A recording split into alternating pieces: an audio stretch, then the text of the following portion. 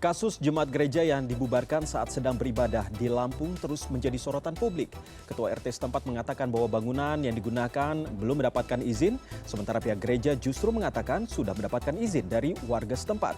Lalu seperti apa sebenarnya duduk perkara kasus ini? Saya akan berbincang dengan Kepala Kanwil Kemenak Lampung, Puji Raharjo. Halo, selamat malam Pak Puji, apa kabar?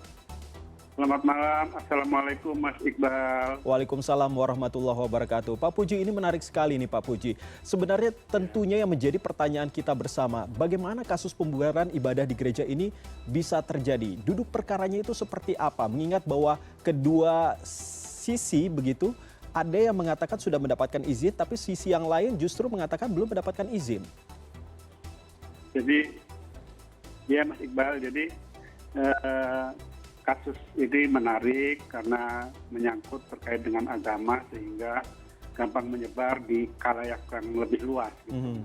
Mungkin saya perlu jelaskan di sini bahwa tadi yang dideskripsikan oleh Mas Iqbal tadi di pengantar itu memang sebagian besar sudah tepat sekali bahwa memang dari tahun 2016 itu sudah ada pendekatan dari RT untuk gereja mengurus perizinannya. Tetapi waktu itu kan sudah dapat 60 tanda tangan. Gitu. Kemudian entah karena apa terhenti dan sampai beberapa saat kemudian juga sampai hari ini belum terselesaikan. Nah, sebenarnya di PBM Peraturan Bersama Menteri Agama dan Menteri Dalam Negeri tahun nomor 9 dan nomor 8 tahun 2006 itu sudah diatur kalau ada izin permanen, ada izin sementara. Gitu. Kalau menurut hemat saya, kemarin sudah terjadi dan sekarang ini untuk mengatasinya, sementara sambil menunggu izin permanennya, izin sementara itu lebih mudah dilakukan, Mas. Sehingga ini saudara-saudara kita dari umat Kristiani bisa menjalankan ibadah dengan tenang sambil mengurus izin yang permanennya. Jadi saya kira ini langkah yang baik ke depannya. Kalau kemarin kita semua pasti menyesalkan yang seperti itu sampai terjadi, tetapi ke depannya kita ingin yang ini tidak terjadi lagi dan pihak gereja segera mengurus setidak-tidaknya izin sementaranya. Karena kalau izin sementara itu cukup mudah, Mas, persyaratannya. Mungkin boleh saya bacakan, Mas? Boleh, silakan. Ya, jadi kalau untuk izin yang permanen tadi harus ada persetujuan dari 90 warga. Tetapi kalau untuk bangunan bukan guna rumah ibadah untuk sementara tempat ibadah itu cukup satu izin tertulis dari pemilik bangunan, yang kedua rekomendasi tertulis dari lurah atau kepala desa, terus pelaporan tertulis kepada FKUB, Forum Kerukunan Antar Umat Beragama Kabupaten Kota, kemudian pelaporan tertulis kepada kantor Kementerian Agama Kabupaten Kota. Kalau ke persyaratan 4 itu sudah dapat, nanti diajukan ke wali kota untuk mendapatkan izin sementara, sehingga selama 2 tahun itu warga, masyarakat, umat bisa menjalankan ibadah dengan tenang sambil mengurus izin yang mungkin tidak dalam waktu singkat. Gitu. Kalau di izin sementara ini tidak mempersyaratkan yang disebut-sebut tadi, Mas, itu. Pak Puji, ketika Pak Puji tadi mengatakan bahwa sebenarnya kan memang sudah mendapatkan tanda tangan dari warga setempat begitu. Lalu apa yang menyebabkan hal ini bisa terhenti? Informasi yang Bapak dapatkan seperti apa? Kenapa hal ini dari tahun 2016 sampai 2023 justru tidak mendapatkan izin juga? Ya itu kan terhentinya belum sampai ke Kementerian Agama, Mas Iqbal.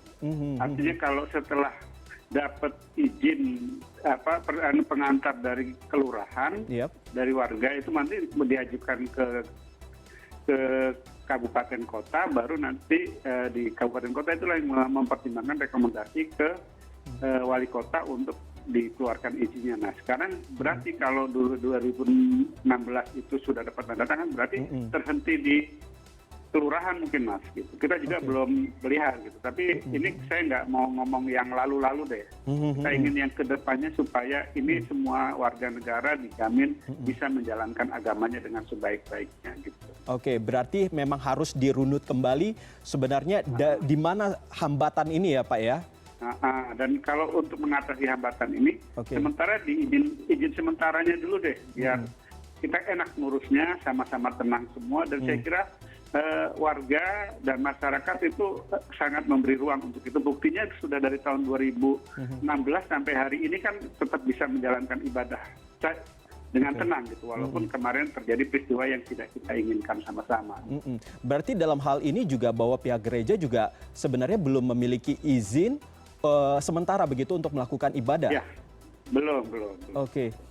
Tapi kalau misalnya berbicara soal apa yang sudah terjadi, tentunya kita akan kembali melihat apa yang secara general begitu. Karena saya sempat membaca dari warganet ya membanding-bandingkan begitu dengan rumah ibadah lainnya begitu. Apakah di Lampung ini memang ada juga rumah ibadah, tidak hanya gereja Daud, tetapi ada rumah ibadah dari agama-agama lainnya yang sampai saat ini juga belum memiliki izin, Pak? Ya, kalau kita seperti itu, maka namanya kita bukan mau melihat bagaimana hukum ini diterapkan, ditertibkan, tetapi membanding-bandingkan apakah kita mau sama-sama untuk sama-sama melanggar hukum, kan tidak bukan. Ini negara hukum yang kita sama-sama, kalau ada yang nggak kayak gitu ya kita luruskan sama-sama, Mas. Jadi jangan sampai kalau ada tindakan yang nggak benar diikutin dengan tindakan yang nggak benar juga gitu. Itu Mas, saya kira. Tapi selama ini memang tidak ada pembicaraan yang melibatkan dari Kanwil Kemenak yang ada di Lampung terkait dengan hal tersebut? Jadi kalau izin dari Kemenak itu Pak Mas Iqbal, itu sifatnya ada rekomendasi setelah izin dari bawah itu dibuat gitu, dan kita Kemenak tidak akan menghalang-halanginya gitu. Kemudian untuk penegakan aturan itu kan domainnya bukan di domainnya Kemenak, Mas.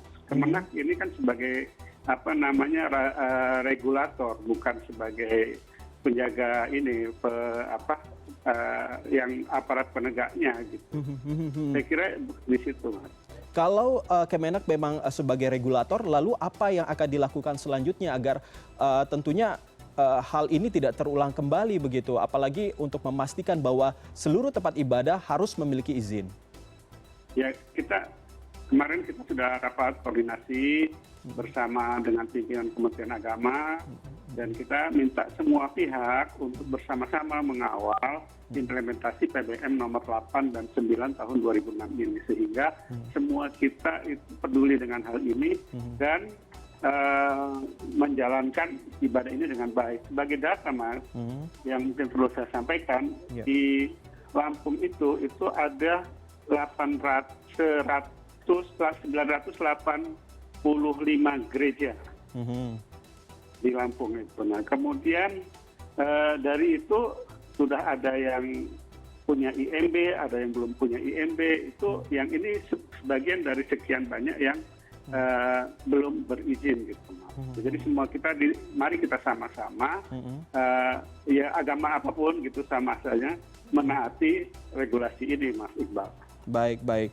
Terima kasih Pak Puji Raharjo sudah berbincang dengan kami. Tentunya kita berharap agar hal tersebut tidak terulang kembali di masa yang akan datang ya. Apalagi ini tentunya menyangkut dengan antar umat beragama, bagaimana kita nantinya tidak terjadi konflik begitu. Terima kasih sekali lagi Pak. Assalamualaikum. Saya boleh ngomong dikit lagi, Mas? Baik, silakan Pak.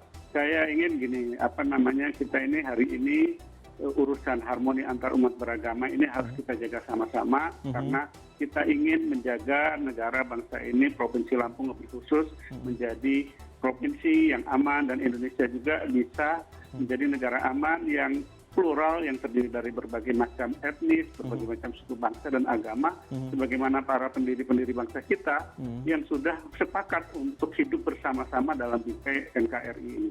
Itu mungkin yang pesan saya sampaikan. Baik Pak Puji Raharjo, terima kasih sudah berbincang dengan kami di sore hari ini. Selamat malam Pak Puji. Selamat malam, terima kasih.